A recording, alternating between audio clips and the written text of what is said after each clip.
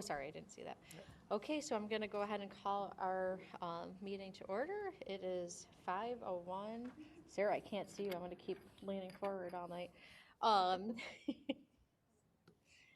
And up first, I need a motion to approve the agenda for the board workshop tonight. Brian? Nicole? All in favor? Aye. 6-0. We have some exciting topics tonight, and I'm going to hand it over to Mr. Provenzano here. This is the first state of our curriculum is going to be our English language learning team. We have Caroline White and Deb Miles come forward to talk a little bit about all the wonderful things that are happening in ELL. All right. Thank you. Okay, you want to go down?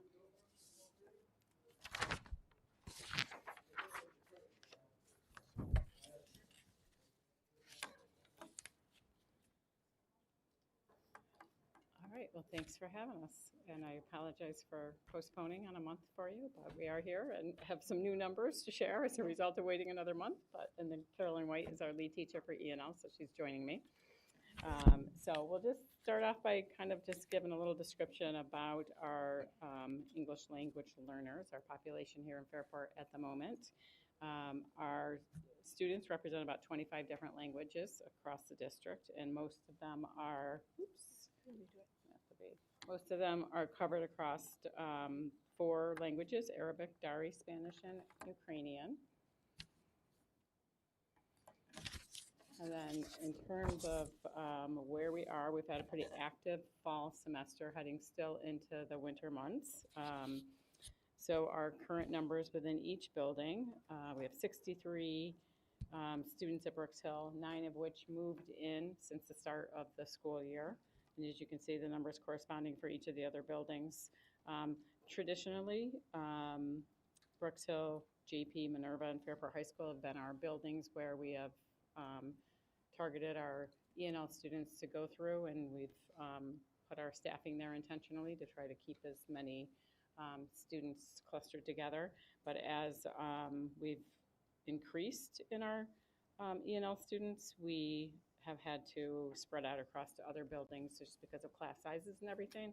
So our staffing has also adjusted accordingly. Deb, the reason why it goes down in the high school is because people test out, right?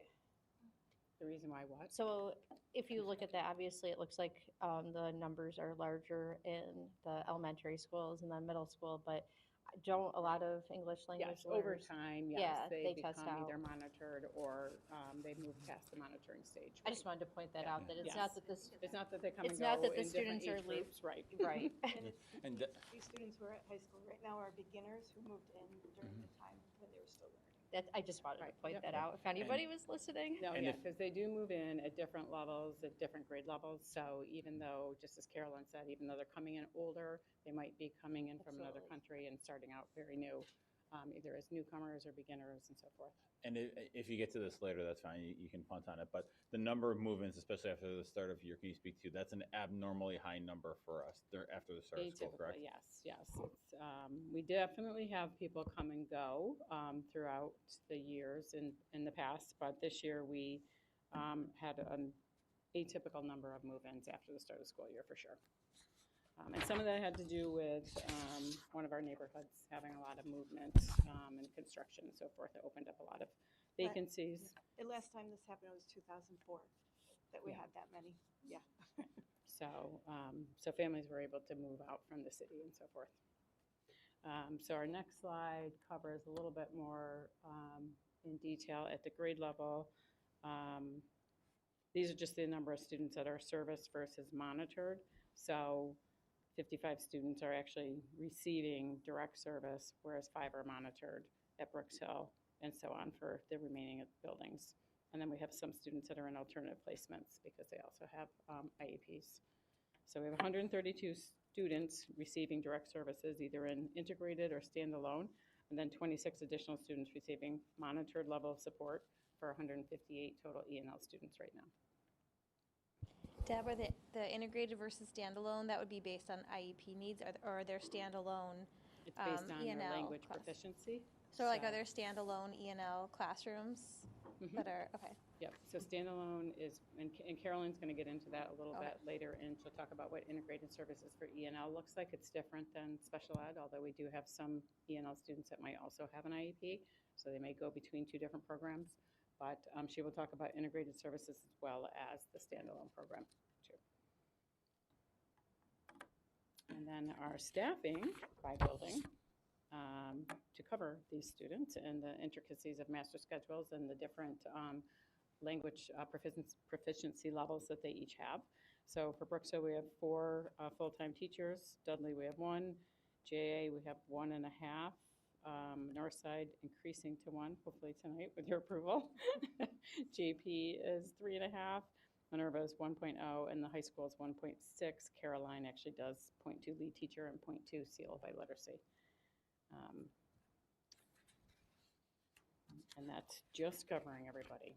It's no extra anything. In fact, if we continue to have move-ins, we'll have to get very creative. So at this point, we know of one more family coming with 2 elementary students, and we're hearing of a couple more families, but otherwise things are slowing down a bit. You want to jump in and Explain talk a this? little bit Sure. about proficiency level? To kind of go back to the integrated and standalone, how that works is when the students are tested, there's a state test when they enter school, and it gives us 1 of 5 levels. So level 1 is entering, and then the next one up is emerging, and onward from there until expanding is level 4, and that's when you still get services. Commanding means that you're monitored, and that means we see you for about 15 minutes a day in an integrated setting. So based on the results of that test that they take when they enter New York State schools, they're given a level. That level continues to grow as they go throughout their academic career. And every May, another state test is given called the NICESLAT, which determines their level of proficiency and in turn how many minutes they receive per week for services. Okay, so that brings us to our delivery model. So if you are level 1 or 2, depending on whether you're elementary or secondary, you get the most service because it's the lowest level of proficiency. Integrated means that we are co-teaching in a classroom. At the elementary level, it would be within the grade level classroom. Here it's in content area classes at the high school. And so they would get about 1 period a day with the integrated model. And then in addition, they get the standalone model, which is in the E&L room where English language learners need to have language objectives, content objectives, and all of that combined. So we're working more on the content and the integrated and more on the language objectives in the standalone, but it's always combined. And that moves on when they get to level 3. You can decide if you want integrated or standalone based on the student's particular needs. And then levels 4 and 5, it's typically an integrated model unless there are other needs.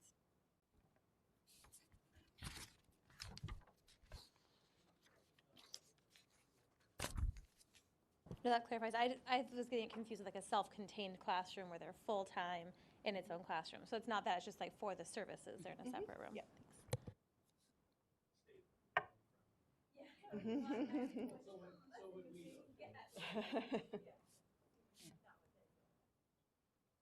Okay. Any other questions about the delivery model or levels?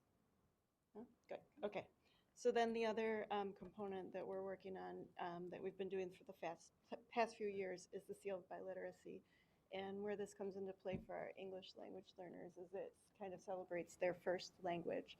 And whether it's a heritage language, whether it's their first language, et cetera, it's available for them. We don't have to teach the language in the school in order for them to earn their seal by literacy in it. So you can see with the numbers how many we've had in other languages from first language speakers. And this year, it's wavering because kids are still signing up right now, but we should have at least 3 or 4 this year too. Can I ask Carolyn, so if a student wanted to do this, what grade should they be meeting with you? They can show interest any grade from middle school up. When they become a senior is when we do So it. it is when they become a I senior? have worked with some juniors who Okay. speak another language at home, and then we start the process in junior year just to get some of the things out of the way because they have to take competency tests, they have to do a presentation, et cetera. So if there are students that are juniors, they could be connected to you now? Oh, yeah. Okay. Mhm. Absolutely. And then all the world languages do it in their classrooms too. Okay.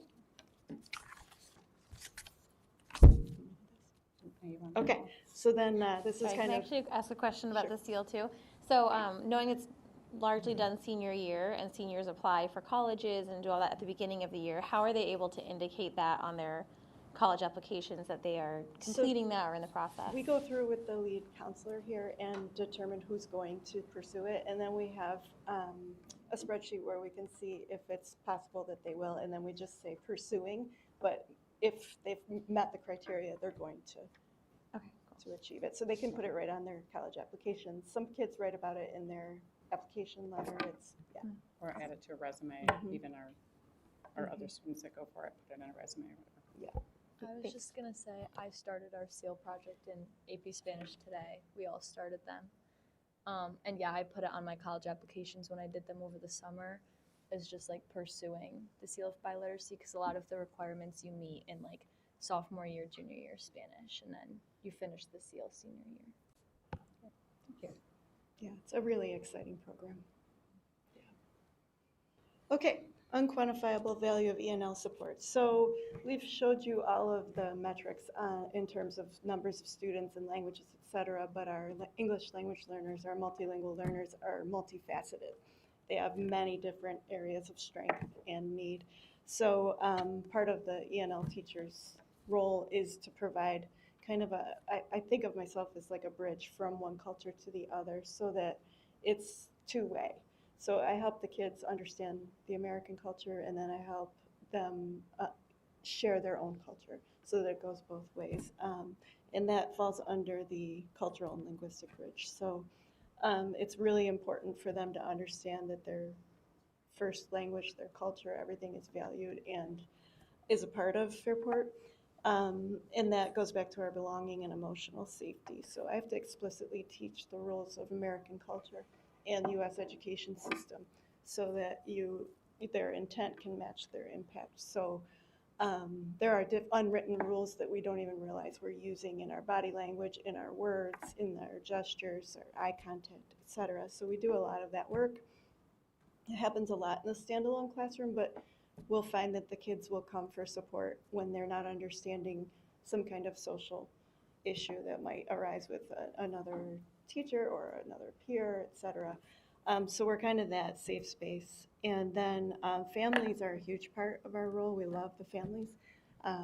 It's honestly, it's the best. This is the best job because you work with families who just really support and value education, and then they're very involved. And once we're the bridge for them too, so that they understand how to access school tool, parent square, all those things. But then once you've developed that connection, that's kind of a academic career-long connection. We remain friends with the parents and the guardians, and we do a lot of events to help the parents feel that they're part of the Fairport community. 3 definite ones a year, the ones that are listed there. But we also do other mixers or get-togethers that are kind of more casual. Yes? So just to give you an opportunity to talk about what do our students do? Like they go through Fairport High School, they go through our schools, elementary, middle, they come at different variations, they leave Fairport High School. What do they do? What are the ranges of things that you do? That celebration, family celebration is amazing. And The spring one? inspiring. So and I just hear all the different, but you can probably speak to it way better than I can. Well, so we have a lot of different paths. Many college careers take off from here. Last year we have a few students. We have a lot of students who go to Nazareth College because it's local, and then they can live home still with their families. Brockport, and also some kids who go into careers. 2 years ago, 3 years ago, one of the seniors I worked with wanted to become a barber, so he went to barber school. And I was very excited about that, and he wore his shirt with the scissors on the decision day.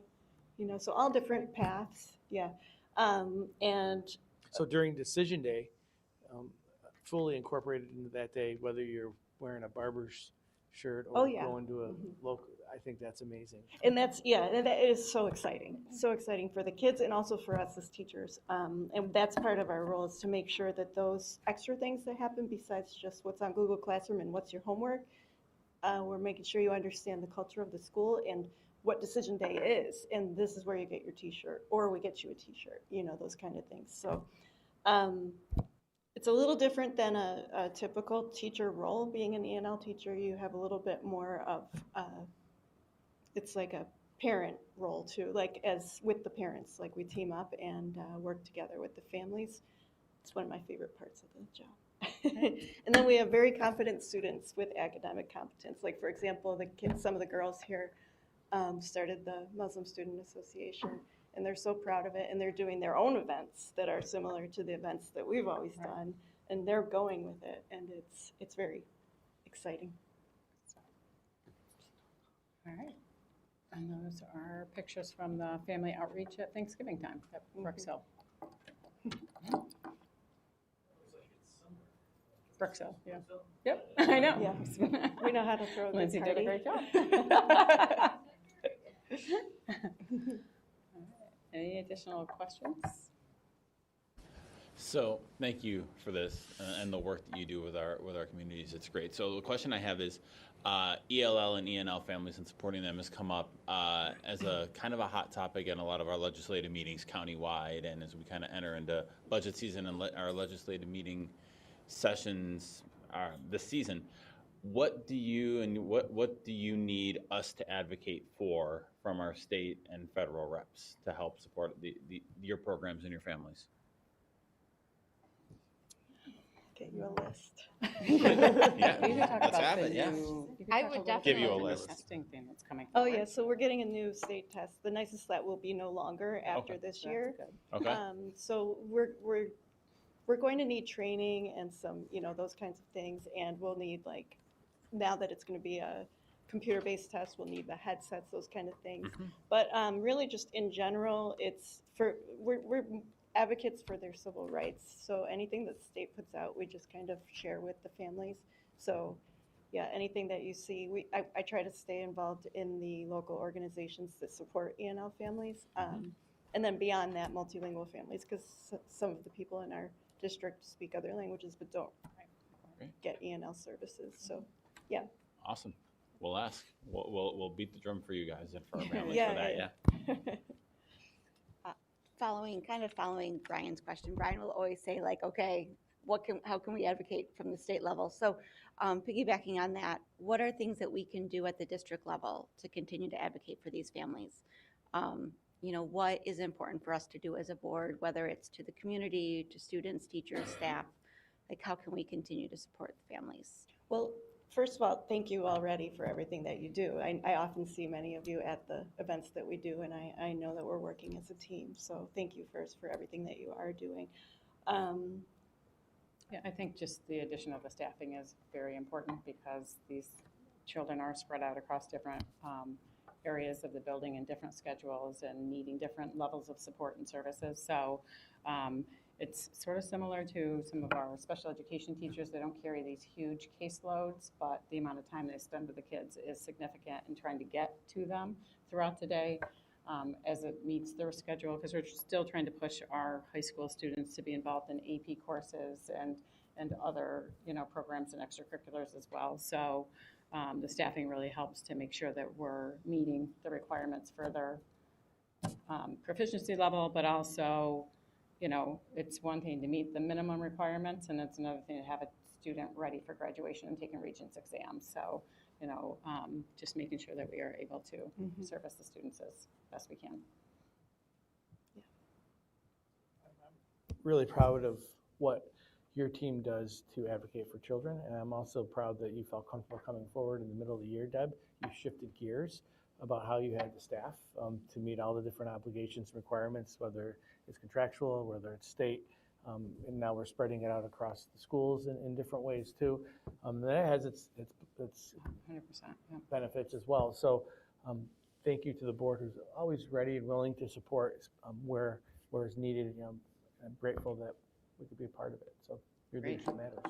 So I'll just go off topic if I may, just to celebrate. We opened up kindergarten registration online today for next year, so Online. so get ready. That's big. We did. So, And then the yes. reason why that's going to be big is because it's going to be centralized, and we'll be able to get fluid numbers rather than, piecemeal. So that's exciting. Thank you. You're welcome. Take that one. Thank you.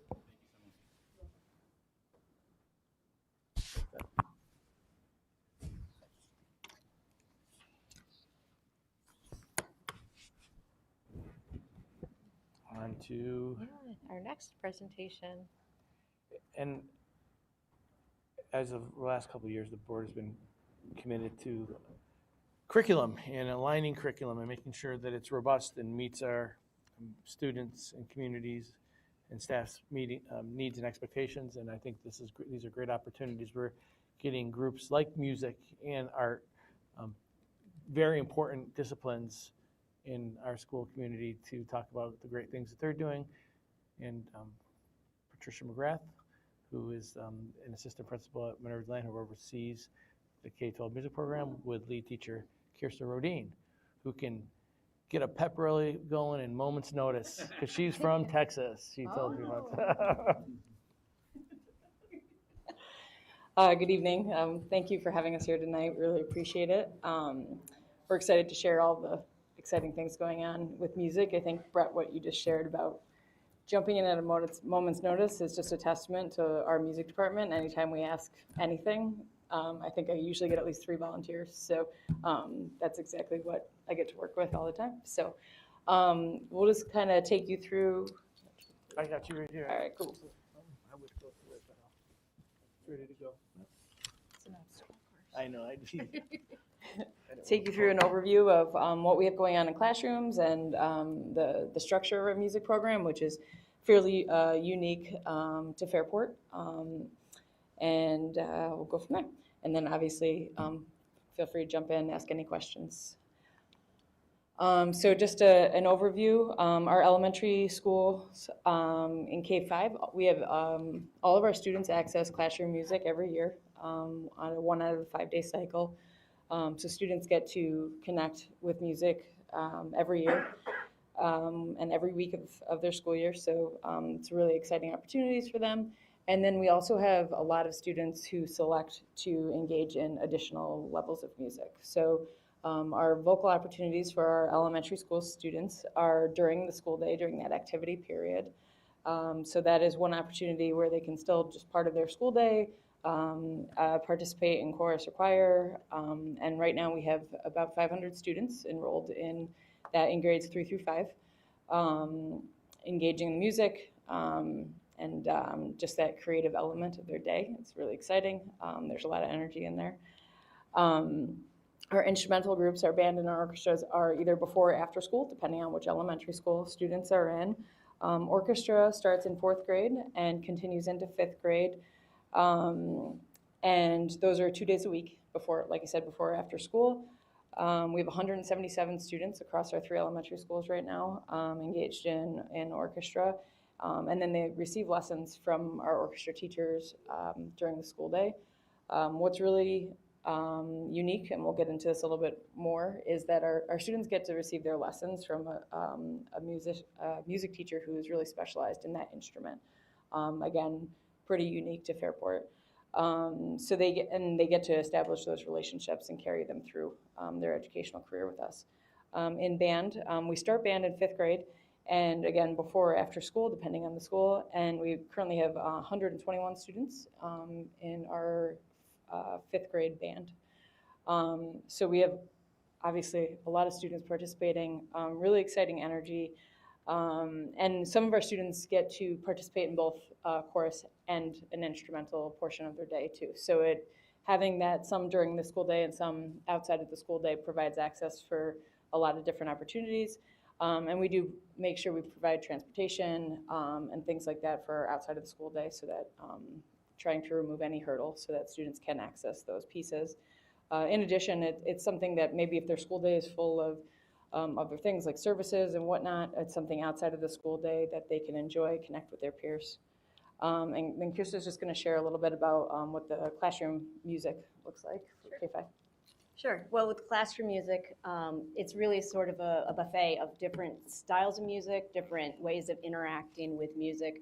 You'll see students, you'll walk in and you'll see students moving and writing and drawing and singing and playing instruments, because they're all different ways of being able to interact with the idea of music and what music can bring to you.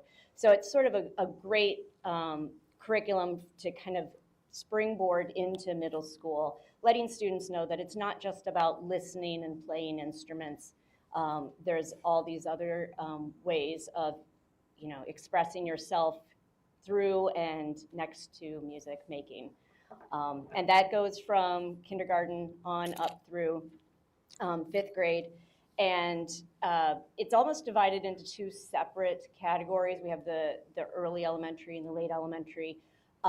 In early elementary, it really is about experiential things. We get a little more into theoretical knowledge and understanding what it is we are responding to and listening to with the older students.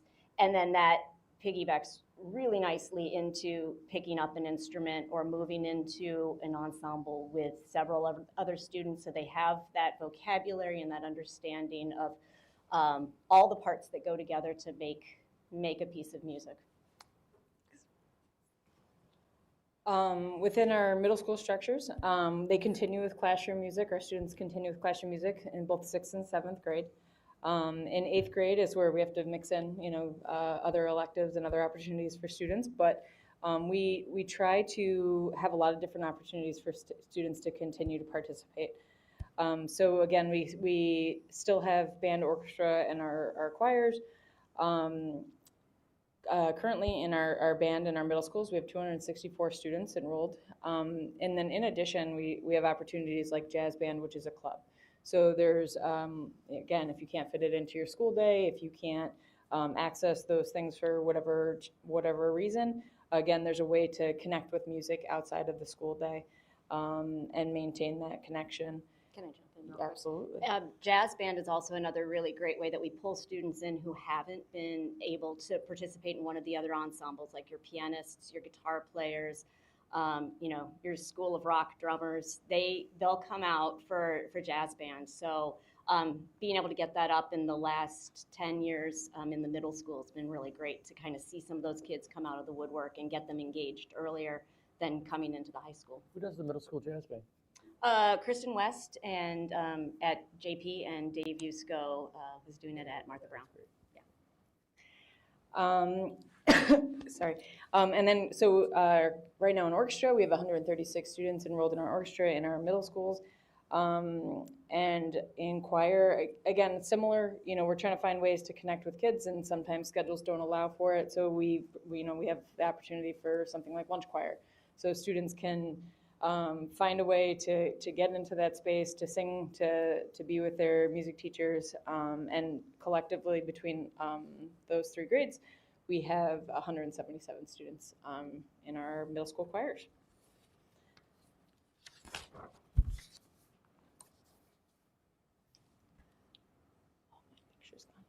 So looking at our high school music, we again continue with some classroom music opportunities. They get a little bit more specialized at the high school level. And you can see there's kind of those entry points again. For example, guitar 1, guitar 2. We have students who take that know very little about guitars and instruments and music, and then we have plenty of other opportunities too, and we go all the way up through AP Music Theory. So there's a really wide range of students to access classroom music there. And then of course, I'm sure I've seen a lot of you at all of our different concerts and things like that. We have remarkable musicians at our high school level, and you can just see the different kind of courses there. Some of these have been slight title adjustments for courses based on the consolidation, and we'll get into that a little bit later. So we still have, even at the high school level, 214 students participating in band, 100 students in orchestra, and 117 students continuing with choir. again, there are additional clubs and obviously our musicals and other amazing opportunities for students to stay connected. Even something, we have day jazz that runs during the school day, but then we have right now afternoon jazz, again, for those students who might not be able to fit into their schedule or want to find a way to connect with the music program.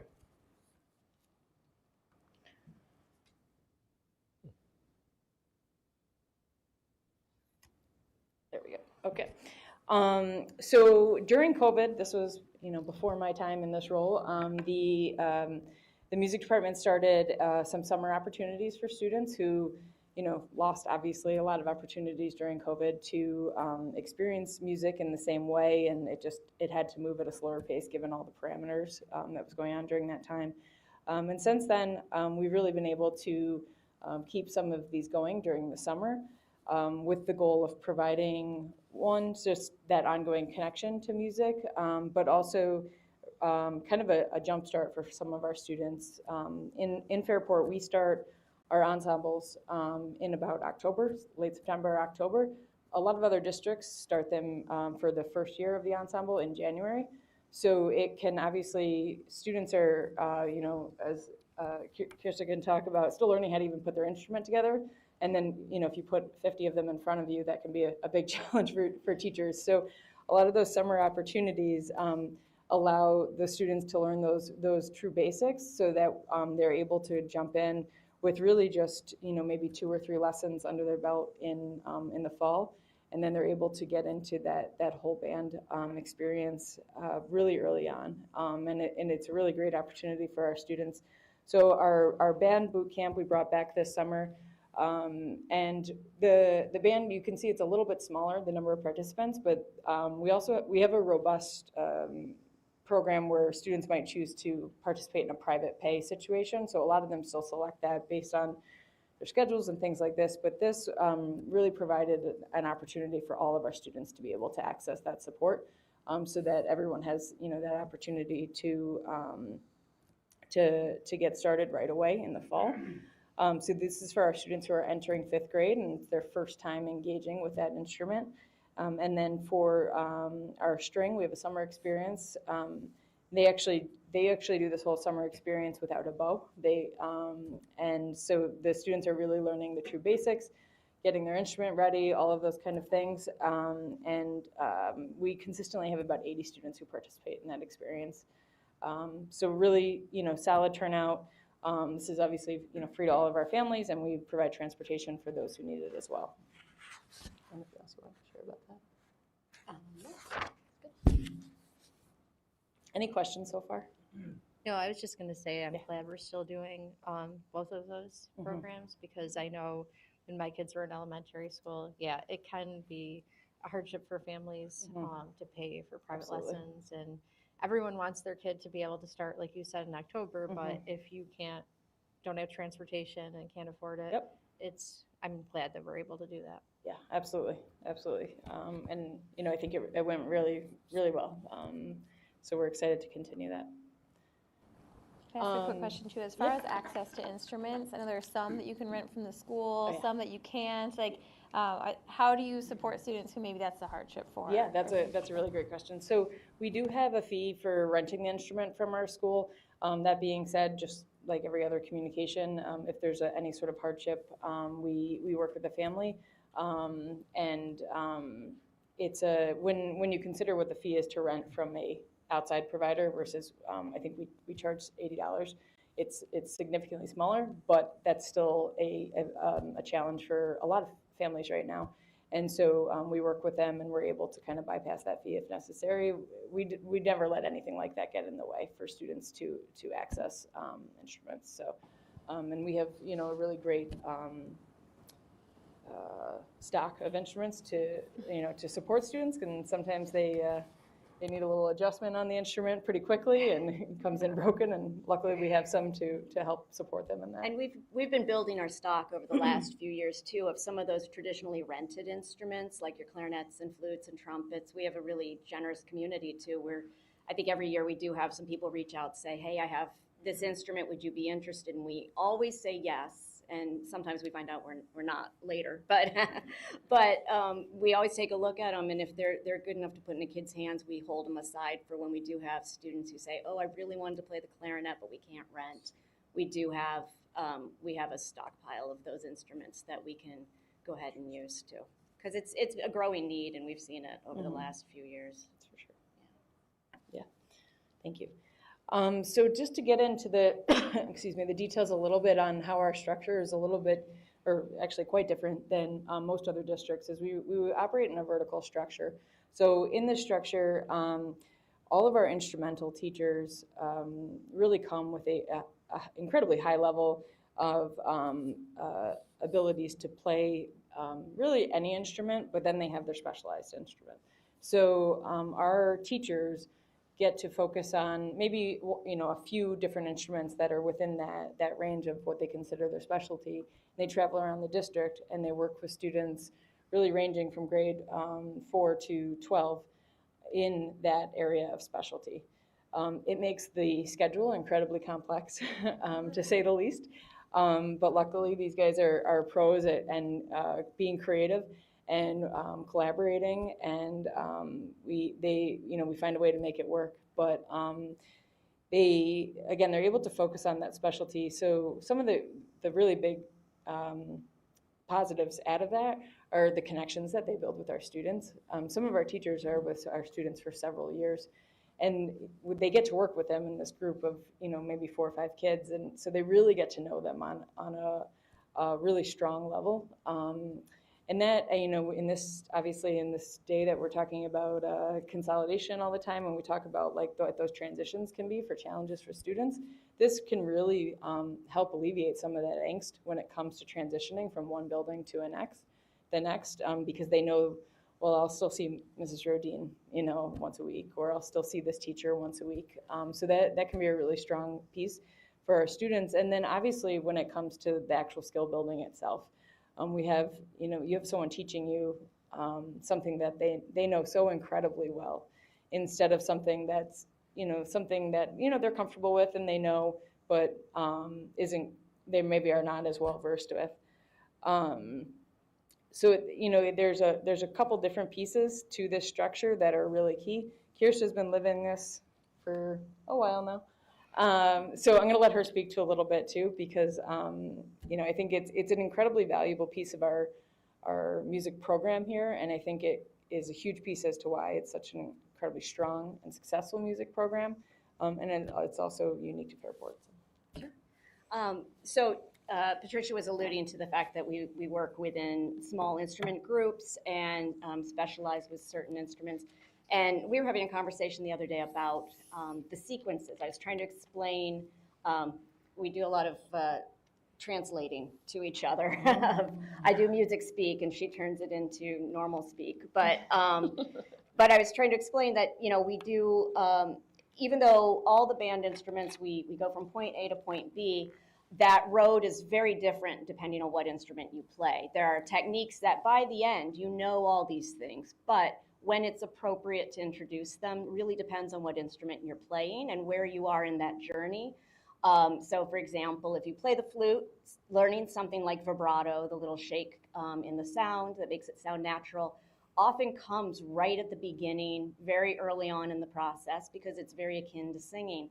But if you play something like an oboe or a bassoon, you need that instrument to have its pitch set, and you need to have the control and the embouchure muscles built before you enter into working on vibrato, because it uses quite a bit more muscle power. And if you do it in the wrong sequence, you just end up with a noise that is not pleasant. And so being a specialist, you really know when a kid has hit that benchmark and they're ready for that next skill, as opposed to a one-size-fits-all progression where you say, well, we're in 7th grade, we all need to learn vibrato, and then you wonder why the oboes sound like chainsaws. It's because they weren't ready. And going into the idea of making that bridge between different buildings, those students hit those benchmarks at different times. But when you have the continual thread of the staff, whether it's one teacher or whether it's between two that communicate a lot, you're able to address what those students need when they need it. And by the end, the students are at a proficiency level in all the areas that they need to be, but they're allowed to hit it when it's appropriate for them on that instrument. So that was just an example of how that really works well for us. Thank you. Yeah. Do you have any questions about the vertical structure? Because it is unique, and I think part of the time that Kirsten and I have spent together has been, we've hired a couple of music teachers in the last few years, and what I also got to see is how much that attracts incredibly strong applicants, and they are able to speak to, again, like why that's so exciting to them. But again, people want to come here because we have such a strong program, and it's well known in the area, and obviously that's one of the big contributing factors.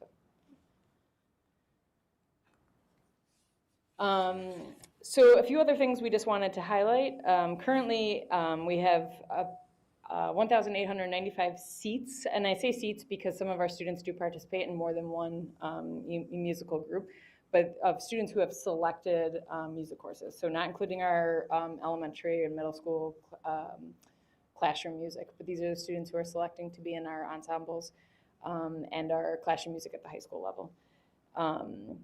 Obviously, like I said, some students are taking more than one at a time. Each year, we host about 60 concerts across the district. And then we have several other district and community events.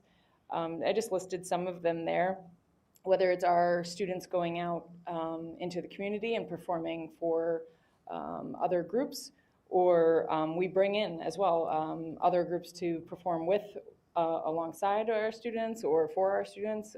Each year we have the RPO come into Fairport High School, which is quite impressive that we get to have that opportunity within our community, and that that's a testament to our teachers and the part of the music community that they are.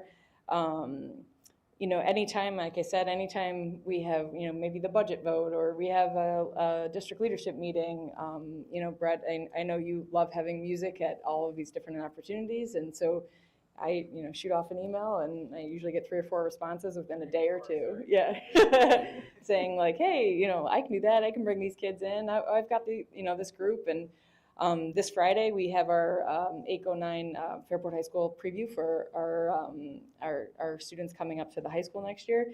And, true to form, sent off an email, and we've got a great group to help support that experience as well. So it's just really embedded in our culture here in the district. And we continue to find more opportunities. We're exploring an additional one right now to try to have some of our youngest students in the district have a music experience with the community group. So hopefully more to come on that. Can't really undersell that or underplay that. Mm-hmm.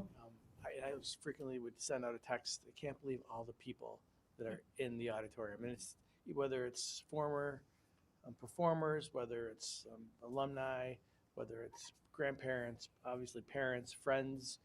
It's just amazing. Staff is out watching. It's just great to see.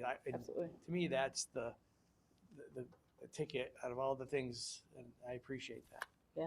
Yeah, I mean, you go to any band concert and you see every single band teacher there because someone's helping with the lights and someone's helping with the curtain, and so and they're supporting one another, and some of that too is they're supporting the students that maybe they don't conduct that group, but they've been giving lessons to that student for 5 or 6 years, and it's just I think that also shows our students how much love and passion that our teachers have for music, and that instills them in that as well.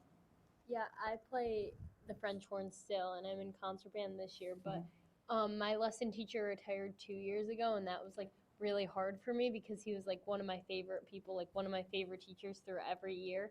And I was like, I had talked to him many times, and I was like, well, I don't even know if I want to keep playing because like you're leaving. Mm-hmm. And he was like, well, like, and he's come back so many times, and we still talk, and like I had my French horn broke, and he like helped me fix it still. So it's like cool to still have like a connection even though he's gone, and like all the other teachers that are here, and I love Mr. Tiberio too. So it's just like every teacher, like no matter what, will like show that they care about your students, and like no matter what, like I won't even have a teacher and they'll be at the concert and say hi or good luck or like tell me I did a good job. And band is definitely not my like thing I'm best at, but it's nice to like be supported even though I'm not the greatest. Thank you for sharing that. That's awesome. So I just also wanted to talk through, obviously, we have a couple big changes happening in the district with the consolidation and the time change. And obviously, you know, every component of the district is looked at with these lenses as well. As far as our student impact with the consolidation, we're excited for ninth graders to be able to access that guitar course that can be utilized as a fine arts credit, which is a really exciting opportunities for another entry point into the music program. It can be hard to like enter our music program in ninth grade, you know, without having a lot of experience. And sometimes students will enter the choir, the ninth grade choir, and that can be a nice opportunity, but it's also not something every student is comfortable doing, getting up and singing in front of people. So where the classroom-based guitar 1 and guitar 2 will be a really great opportunity for our students to, again, access more opportunities within the classroom. Excuse me. Another really exciting thing, I think, again, because we have so many strong musicians in our district, is allowing our students to have a little bit more flexibility as to which music course that, like an ensemble, that they are a part of. So if we have students that are really accelerated within their instrument, they might be able to access a higher level ensemble and connect with those higher level performers and those upperclassmen and build those relationships, and again, maintain those relationships with our staff for even, you know, a longer period of time. We have our students, they create a really great community within our music department, and this will just continue to foster and grow those opportunities for our students to have those connections with, again, staff, but one another as well. And then there's just some efficiencies as well. Obviously, most of our music teachers travel throughout their day. And so reducing that level of travel will provide more flexibility to creating those lesson schedules and things like that, so that that will help, I think, our elementary side of things as well, so that we're not pulling kids out of really essential classes, and we have a little bit more flexibility when it comes to that. And then obviously our music teachers will be able to be in one space together more often, allowing for better collaboration. They do a great job now, but it's a lot of texts and on the fly and catching people here and there, so this will just provide a little bit more stability for that. So really quickly, the accelerated students, upper level ensembles, would that apply to voice as well as instruments? So each yes, Okay. yes. But there's. Do you want to speak a little bit to the treble versus the mixed choir? Sure, yeah. So with voice, they've opted to create a system where all the ninth graders, the high voices will go into a treble choir. Traditionally, it's altos and sopranos. That's going to be anybody who's going to fit in those voice bands. Any student that's singing tenor bass, they're going to add that to the mixed choir so that you can have a robust full vocal experience for those lower voice students. Usually we have a fewer number of those, and spreading them out over 3 choirs kind of dilutes that. So they're going to push those students into a mixed choir setting. And then our top vocal ensemble will be open to 10, 11, 12, I believe. Just so that we're populating these groups to an appropriate number. So that's the vocal plan. On the band side, ninth graders will be able to access that top ensemble if they're really accelerated. Otherwise, we also have sort of a graduated program where everybody else will move into the first level of band and then be able to open up the other levels as they progress through. But there's always that opportunity for that exceptional student to move in. And orchestra is also doing sort of a hybrid of that with a younger ensemble and older ensemble where all ninth graders will be together, all 12th graders will be together, and then your 10, 11 will mix somewhere in the middle. That's all in the first. Yes. without the hand signs. It's going to be. I had to create a chart for myself, but I got to figure A it lot out. of drawing in our conversations. And then the time change impact, obviously, given that it's a true K-12 department, and the amount of traveling teachers that we have, this had a significant impact, and we started working with building administrators, I think in September, October, to create a K-12 master schedule. It has the word draft all over it still, because there's still a lot of nuances to be figured out, based on now that buildings are in the weeds as far as figuring out their master schedule, if we need to make any slight adjustments. But basically the goal behind it was to move our Fairport High School ensembles more towards the middle of the day. Right now they're like first and second period, and that's because they can run an ensemble before most of the rest of the district starts.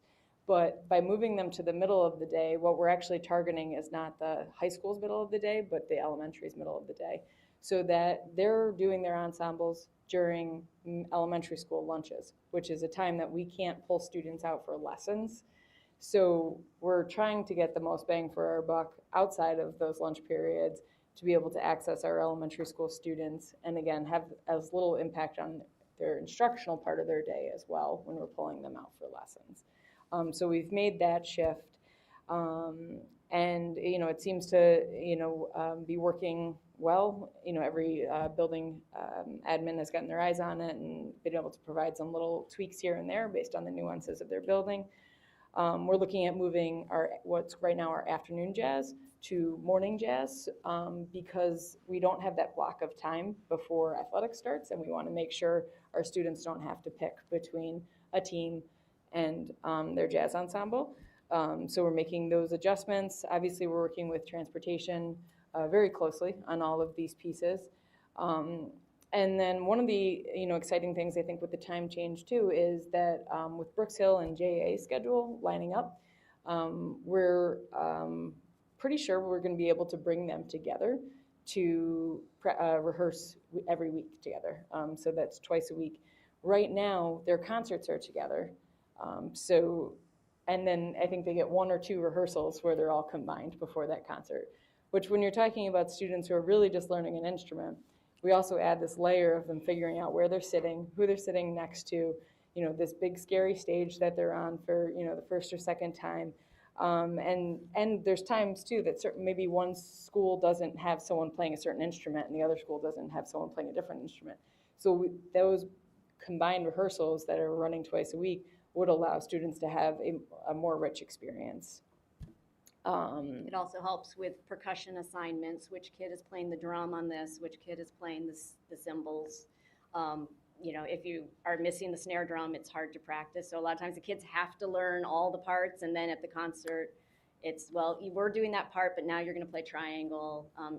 It allows you to, well, triangle's good too, but Can you it's not a remind me- drum, Can you remind me with afternoon jazz, which might now be morning jazz, is that credit bearing and is it 5 days a week? So it'll be 3 days a week when for next year, and it's credit bearing. It's a half year credit because it's not every day. Okay. Other questions?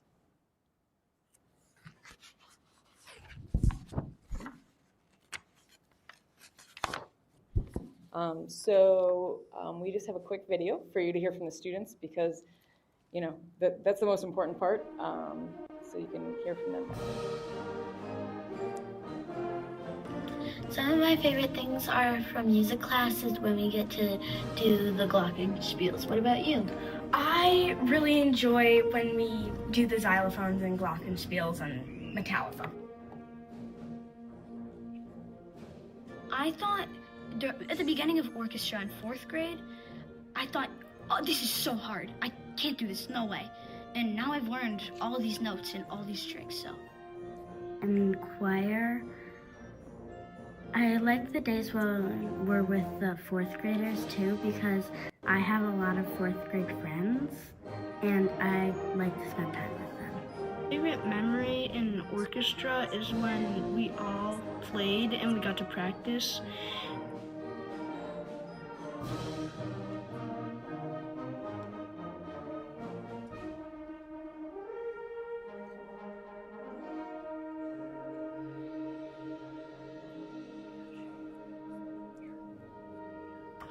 My favorite part in orchestra is when we kind of make music. We had someone in our class and I got him, he had a bass and I got him to lift it on his shoulder. Oh my God. Okay, next question. Sorry.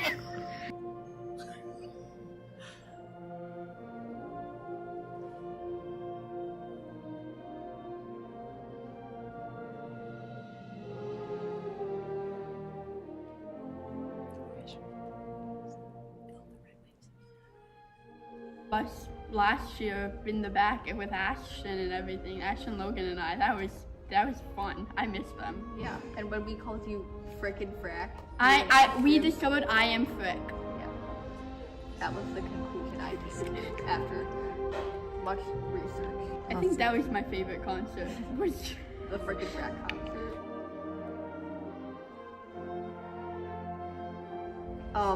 General music in 5th grade, we had this thing called like Chrome Music Lab with music on this very basic thing that was literally like colored blocks that make musical noises.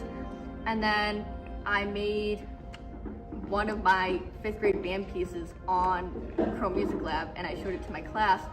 And then after that I was like, I wonder if I can make my own music on this. So then I did. And then it kind of took off from there and I learned how to write on a score. Yeah. And now what are you working on? Oh, I'm working on another piece for the band this year. Yeah. I thought you finished it. Oh, well, it is done. Yeah. Yeah. It's done. Cool.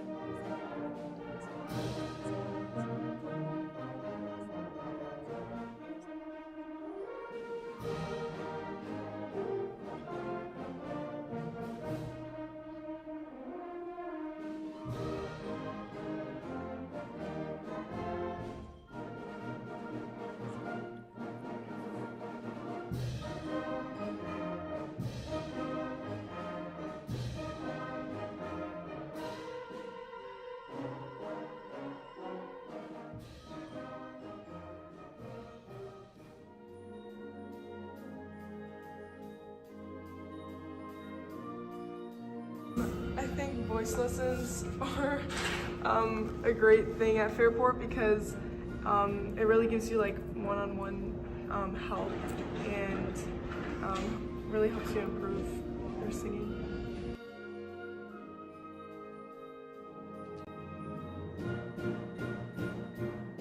It's just like a great way to start off the morning. I thought it would stress me out because I'm a senior taking a beginner guitar class, but no, everyone is like super friendly, especially the teacher, and it's just like such a soothing way to start off your morning, second period.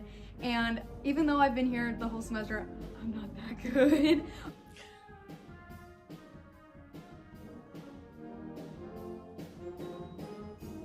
I think the level of expertise with the teachers in our district is like among some of the best in the entire state. I've gone to all counties where some students are like, yeah, I play saxophone, but my teacher plays the flute. And I just remember that being such a shock to me because I thought I was so used. I was so used to this style. It seems like every school should have a teacher specialized in their own instrument teaching it. And I think it's just really remarkable how Fairport is able to pull that off and have that for all their students. In middle school band, Mr. Yusko was my band director, and one of the things that was really important that he like taught us was that it was better to play with confidence and like not know what like exactly what you're playing, but even like in just sight reading, than to play quiet and like know what you're doing. And so now I try to like play confidently in everything I do. Something that I just deeply remember every year is the Christmas holiday jazz concert. There really is nothing like it in other school districts every year, playing on that huge stage, instrument wrapped in lights, everything wrapped in lights, the stands, the drum kit. There really is nothing else like it.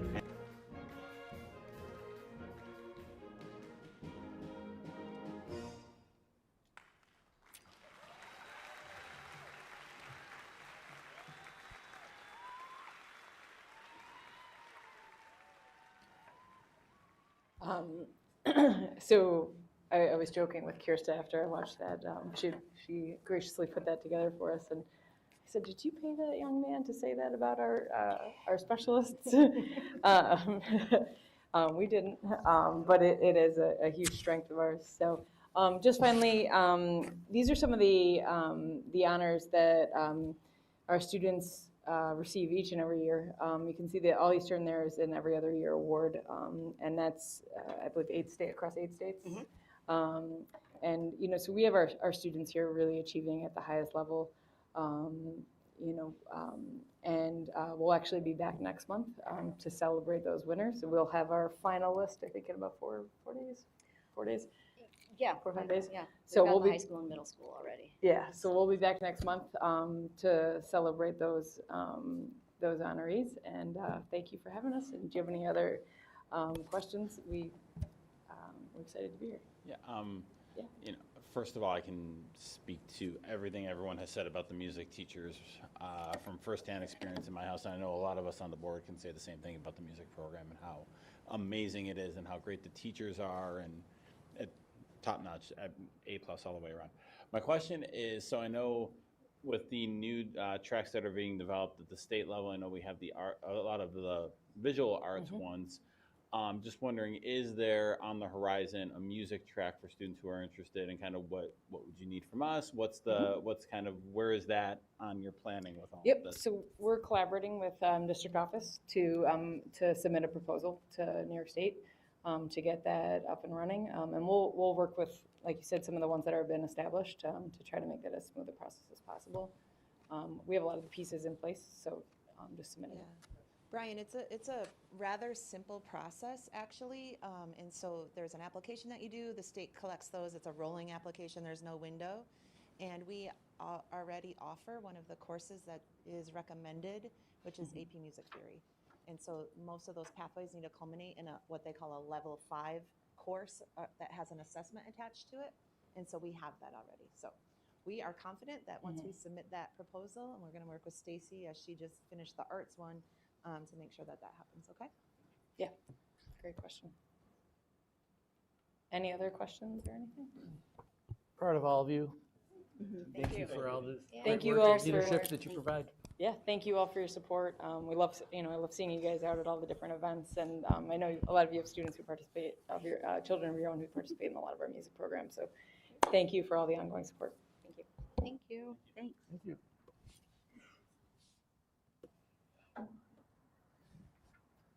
Thank you, Patricia. Appreciate it. Great job.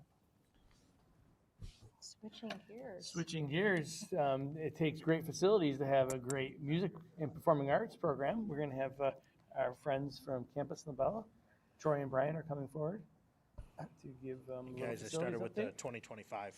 The just so first, you know. the first presentation is the Fairport for the Future 2020-25 CIP.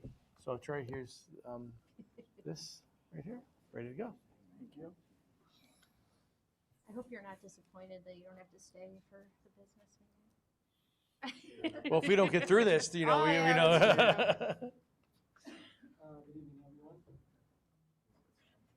Oh, no. Oh, you're. Oh, okay. Oh, very exciting. Thank you, Sarah Driscoll. I know. I don't know if your microphone's on. There we go. Ah, there you go. All right, good evening, everyone. Just to do a quick recap on where we are in the K-8 process.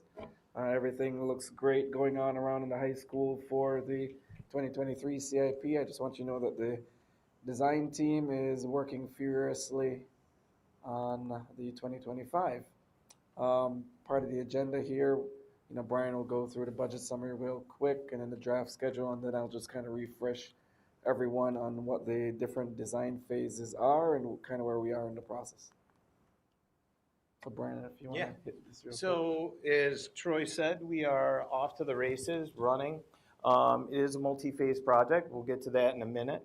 But as design gets refined, so do our estimates. So Troy's going to speak to the different levels of design that we meet before our goal for the first phase, which is Brooks Hill, Martha Brown, and JP, to be submitted to SED in July.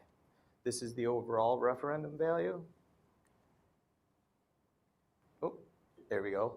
And just overall a phase schedule. So as we submit to SED, we're going to be starting on phase 2 for that submission as well.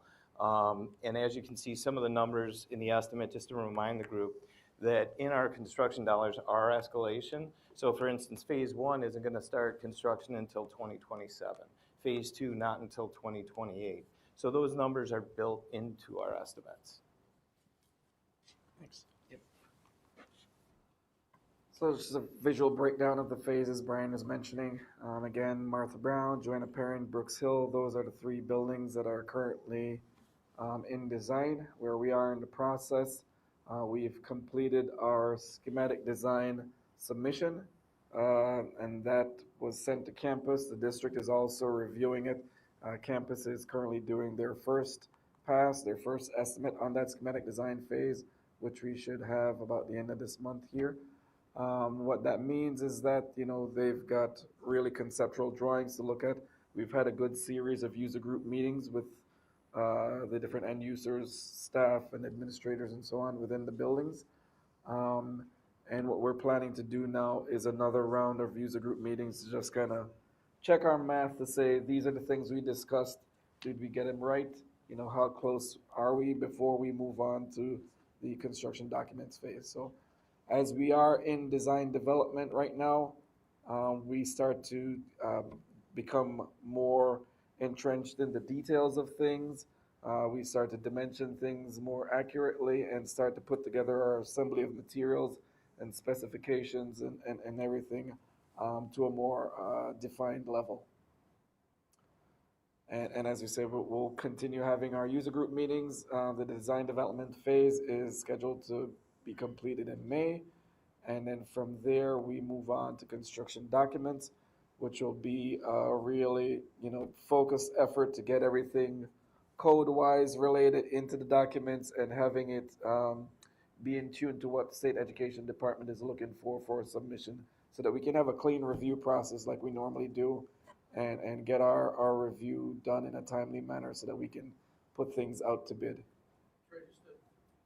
Throw a piece of information out there. Part of this design phase, I've had the team, Jeremy and I met I think a week and a half ago, and we talked about air-to-air heat pumps, and we talked about, as we're looking at different ways to be effective and efficient, studying that.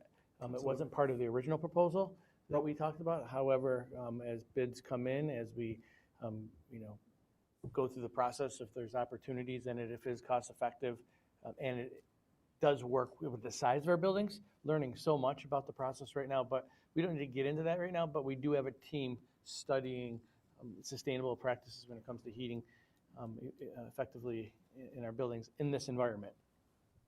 Correct. The design team is currently engaging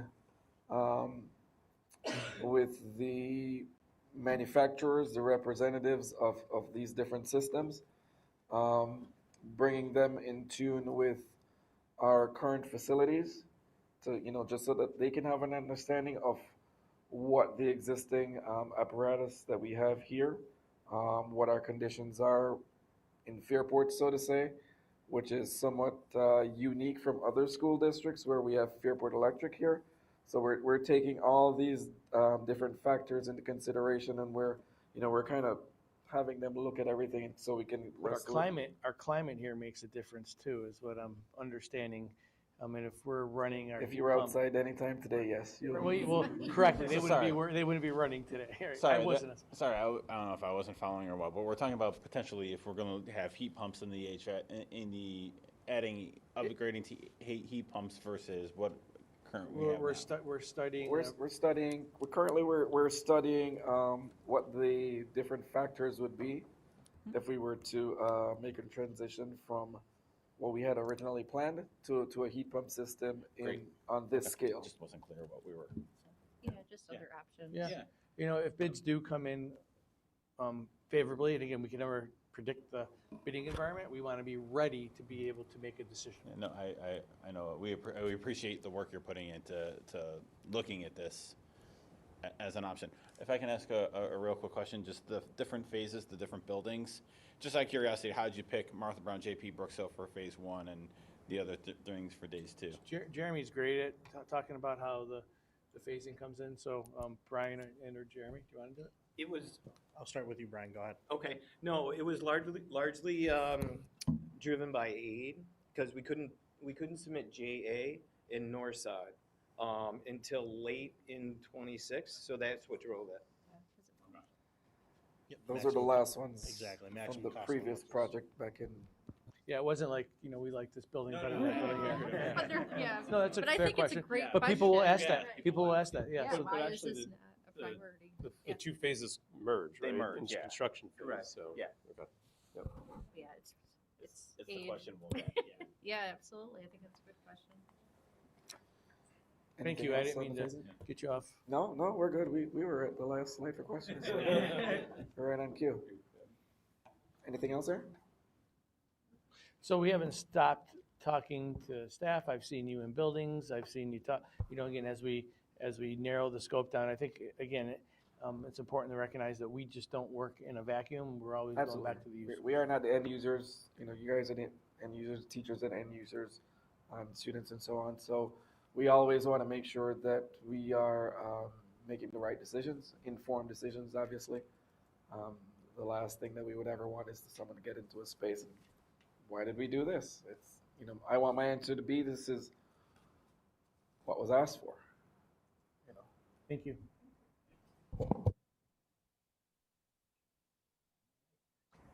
Two 2023 capital improvement presentation, the one that's happening at FHS right here.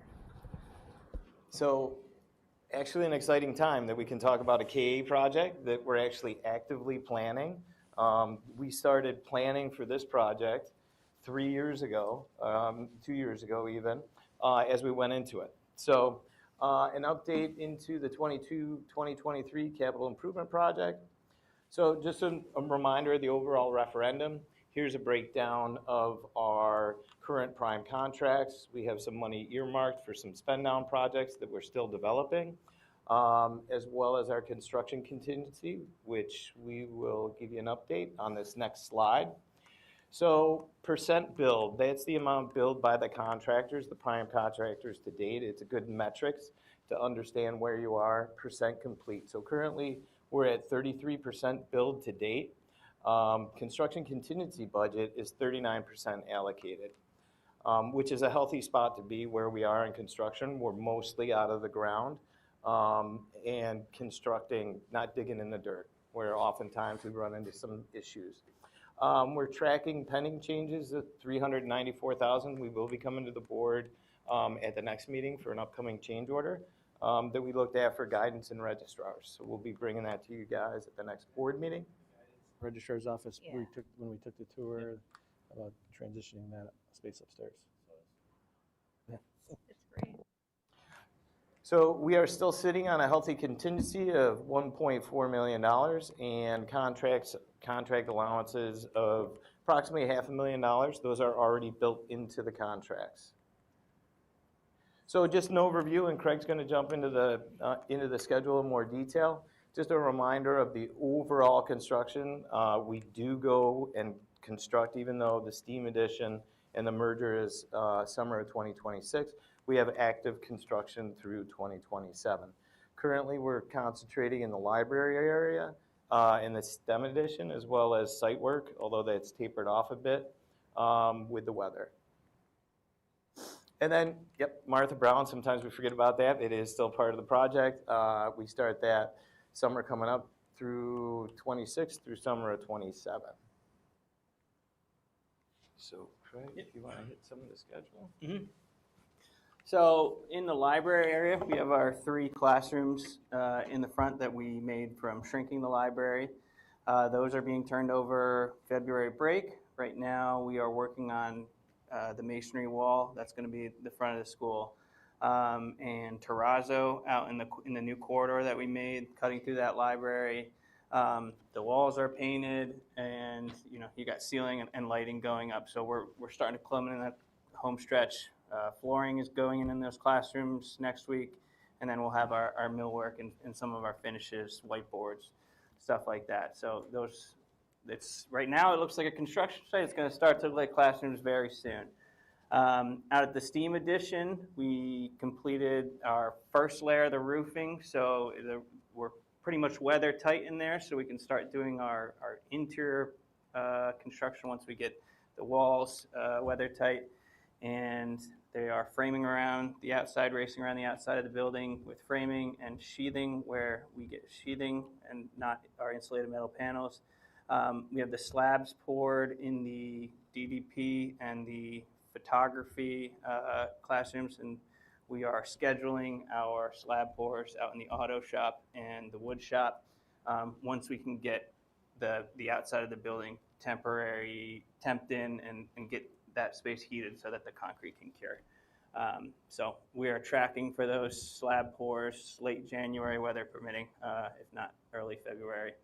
Out at the tennis courts, we are halted until weather permits, and we can do our top coat in there, get our fencing complete, and we'll have those opened up by the summer of 2026. And then out at the track and field, we have completed the foundations for our grandstands and press box. They are doing utility work for the water main out to the concession stands, electrical work for the new service that goes out there, and we're turning over the track in November 2026. So just some photos. That's the foundations for the grandstands. Those were poured in December. Our time lapse is just gonna play.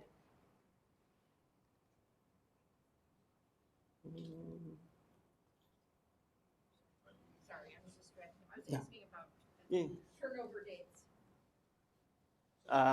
Yeah.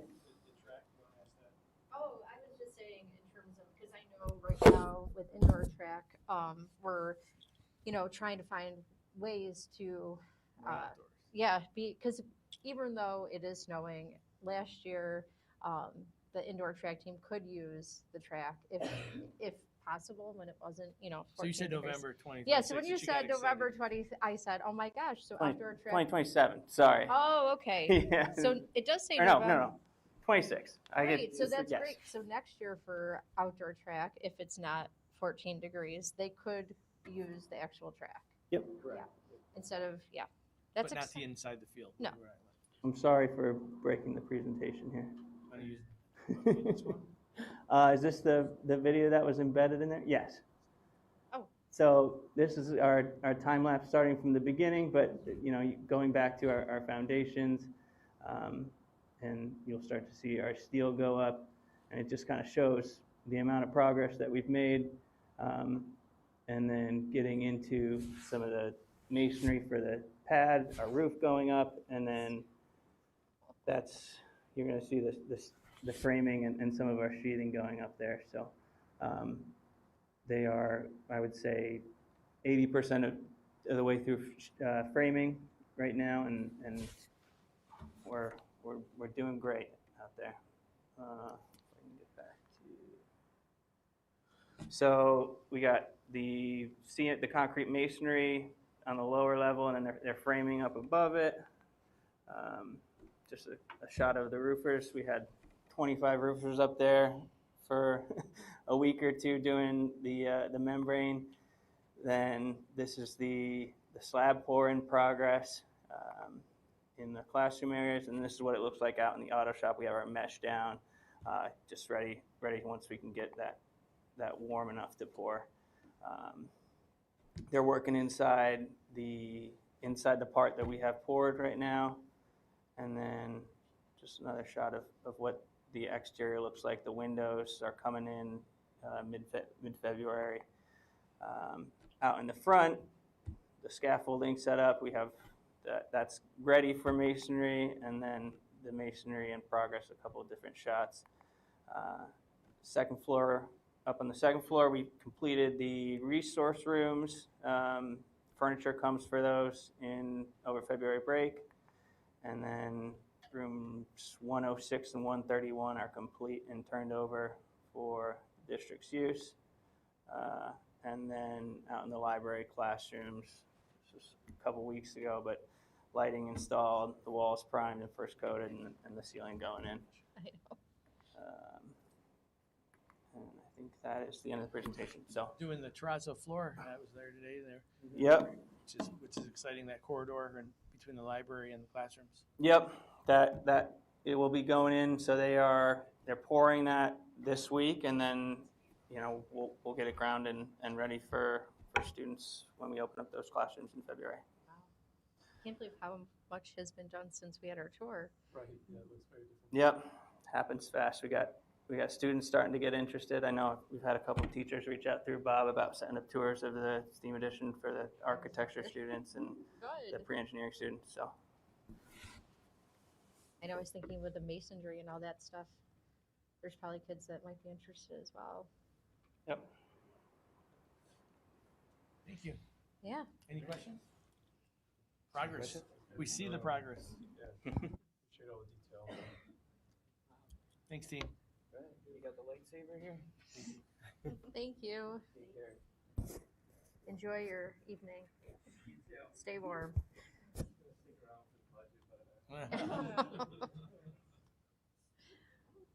Okay, I think that brings us to our this thing. So I need a motion to enter into executive session as stated on the agenda. Second. Did you get that? Shannon. Yeah. Jan and Nicole. Yep. All in favor? Aye. 6-0. If you are watching from home, we will be back at 7 for our business meeting. We'll just reconvene to exit after executive.